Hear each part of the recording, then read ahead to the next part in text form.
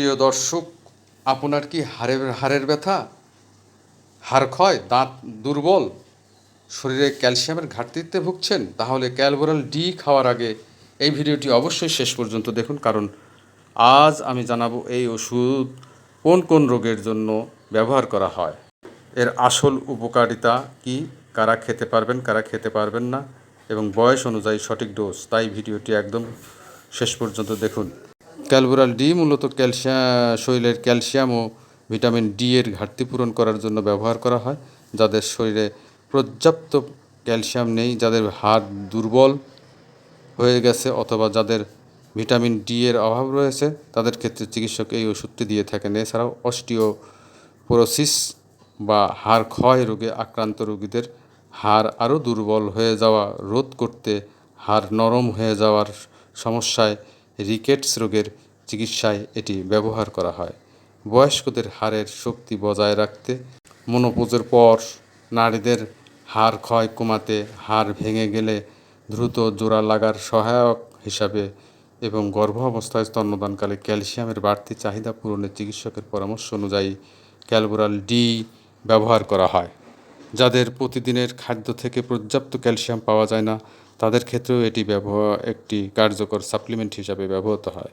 Calboral D এর অন্যতম প্রধান উপকারিতা হলো এটি শরীরের ক্যালসিয়াম ঘাটতি পূরণ করে এবং হাড়কে শক্ত ও মজবুত রাখতে সাহায্য করে। নিয়মিত চিকিৎসকের পরামর্শ অনুযায়ী সেবন করলে হাড়ের ঘনত্ব বজায় রাখতে সহায়তা করে, ফলে হাড় সহজেই ভেঙে যাওয়ার ঝুঁকি কমাতে পারে। হাড়ের গঠন ও শক্তি বজায় রাখতেও এটি গুরুত্বপূর্ণ ভূমিকা পালন করে। যাদের দাঁত দুর্বল হয়ে যায়, ক্যালসিয়ামের অভাবে দাঁতের সমস্যা দেখা দেয়, তাদের জন্যও এটি উপকারী হতে পারে।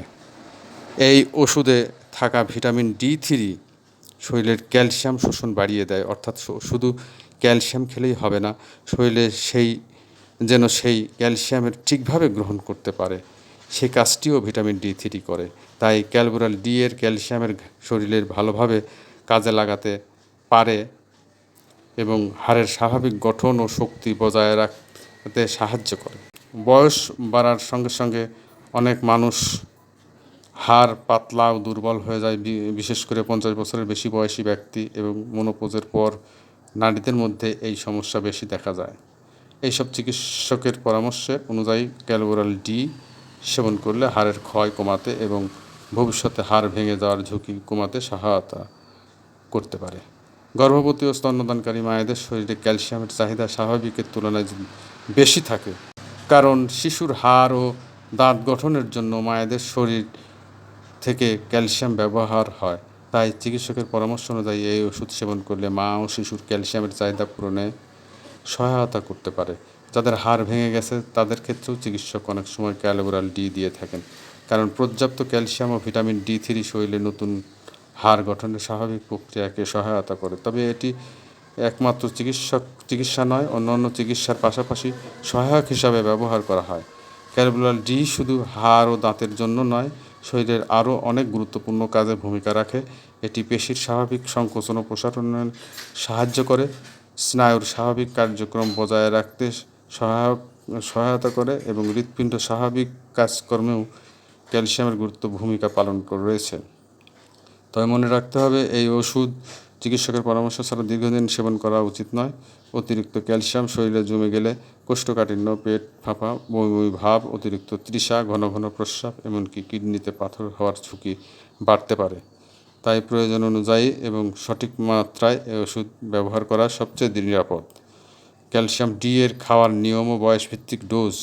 ক্যালবোরাল ডি সাধারণত 18 বছর প্রাপ্তবয়স্কদের জন্য দিনে একটি করে ট্যাবলেট 1 থেকে 2 বার সাধারণত খাবারের পরে 1 গ্লাস পানি দিয়ে খাওয়ার পরামর্শ দেওয়া হয়। 65 বছর ও তার বেশি বয়স্কদের ক্ষেত্রেও সাধারণত দিনে একটি ট্যাবলেট 1 থেকে 2 বার ব্যবহার করা হয়। 12 থেকে 17 বছর বয়সী কিশোরীদের ক্ষেত্রেও ক্যালসিয়ামের ঘাটতি থাকলে চিকিৎসকের পরামর্শ অনুযায়ী সাধারণত দিনে একটি ট্যাবলেট ব্যবহার করা যেতে পারে। 12 বছরের কম বয়সী শিশুদের জন্য এই ট্যাবলেট সাধারণত ব্যবহার করা হয় না। তাদের জন্য বয়স উপযোগী ক্যালসিয়াম সিরাপ ও চিউবেল ট্যাবলেট চিকিৎসক নির্বাচন করেন। গর্ভবতী ও স্তন্যদানকারী মায়েদের ক্ষেত্রে ডোজ অবশ্যই চিকিৎসকের পরামর্শ অনুযায়ী নির্ধারণ করা উচিত। সবাইকে ধন্যবাদ।